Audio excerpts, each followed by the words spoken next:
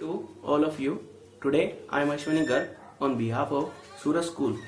Today I will discuss the topic of the nature and purpose of business. First topic is the employment and its features. Dear students, employment I have already discussed in the previous class, but today I will again explain it. Employment.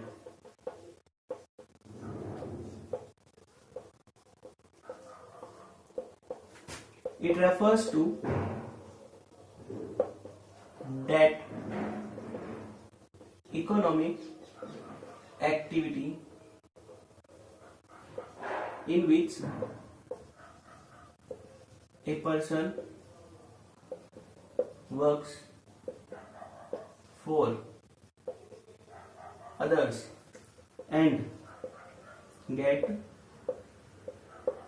remuneration in lieu of thereof. For example, in a factory, a particular person manages the work is known as manager, and a particular person who supervises the worker is known as the supervisor. So, employment is an economic activity. Economic activities are those activities which can be used for earning money. In employment, it is also economic activity in which person works for others. Means in a business organization, in a factory, if a particular person works under the supervision of a particular person, means that in a factory, who control the workers is known as the supervisor. A particular person works under the supervision of the supervisor. There is the worker works under the supervision of the worker. So worker is employed here and get remuneration in lieu thereof. Remuneration can be any form, salary, wages and commission. Salary will provide to the employee, wages will provide to the labor, and commission will provide to the salesman and seller. So there, the worker who works under the supervision and guidance of the worker and employed, he will get the remuneration in the form of the wages. For example, manager, supervisor. Now I explain the features of the employment. Features of employment.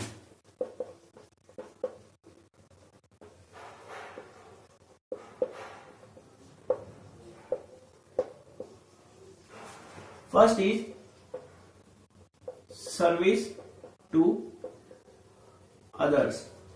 Second one is personal service. Third one is agreement. Fourth one is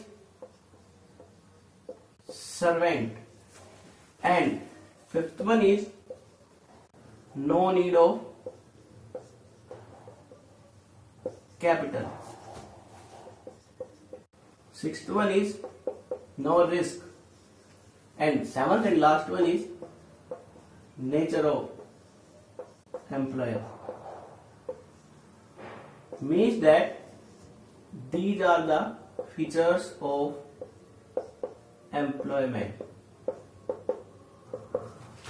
First one is service to others, second one is personal service, third one is agreement, fourth one is servant, fifth one is no need of capital, sixth one is no risk, and seventh and last one is the nature of employer. Now I explain these features one by one. First one is service to others. In employment, any person who is known as the employee's worker they will perform their task, their work for their owner as well as known as the master. In this employment, any person who work under the owner, supervisor and anyone, the particular person will provide service to the owner. So that the feature of the employment is that service to others. Second one is personal service. It is the important feature of the employment that it is the personal service. In employment, any person, employees, workers, perform his task himself. His work cannot perform in the place of him by the other person. His work will be performed by himself alone. For example, if a particular person, like as in a hospital, a doctor is employed there. A doctor can treat the patient of the hospital. In the absence of that doctor, the patient of a particular doctor cannot be treated by the other person. So, employment feature is that personal service. The service which is only performed by only one person who is employed there. No other person cannot perform his service. So, it is the second feature of the employment, that personal service. Now, third one is agreement.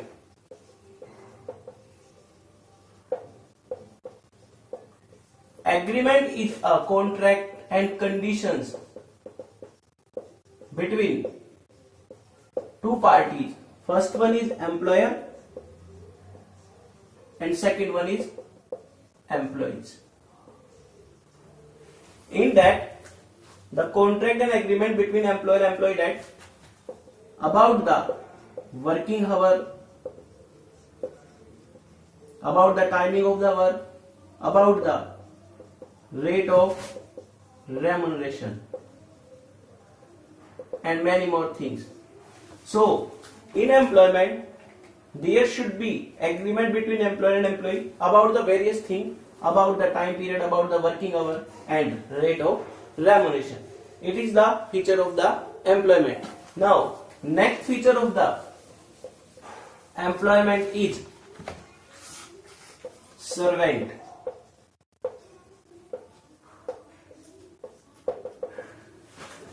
You already know about the who is servant. In organization, every employee work under the supervision of his owner. Means that he will perform his task under the supervision of, under the control of, in the order of the master. Any particular person who work under the control of the master, under the control of the owner, he is the servant of his master. So, he will perform every type of activity and act according to the order of his master, means owner. So, employee is the servant of his owner. It is the feature of the employment. Now, next feature of the employment is no need of capital. Means that there is no need of any amount invested by the employees, workers in the organization. All the capital will be invested by the owner as well as the master who start the business, who establish the business. All the capital will be invested by the owner to start a business and to regulate the business. Employees will perform only his service about the working area. So there is no need in the employment of the capital. Next one is no risk. As I already explained that all amount of the business is required invested by the owner of the business in the form of capital. No capital will be invested by the employees and workers who works under the employment. So there is no investment made by the employee, so there is no risk of any type of loss.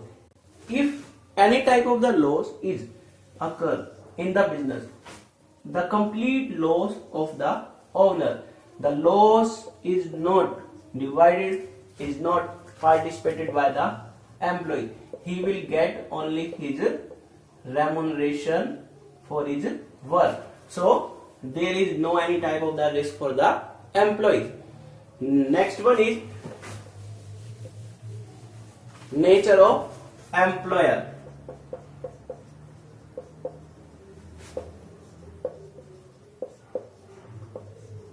Employer is the person under which a particular person perform his work. Employer can be anybody, anyone who control the person who works in the organization in the form of employee, in the form of worker, in the form of salesman. Any person who work under the control of owner is come under the employer. Like as government, any government enterprise, as well as the private enterprise. These all are the employer of the employment. Means that if a particular employee work as a government officer, government employee, then he will perform under the task of the government and government enterprise. And if a particular person work under the private enterprise in a company, then he will work under the control of the employer, private enterprise, private owner. So today our class is over because every part of the employment I explained. So thank you.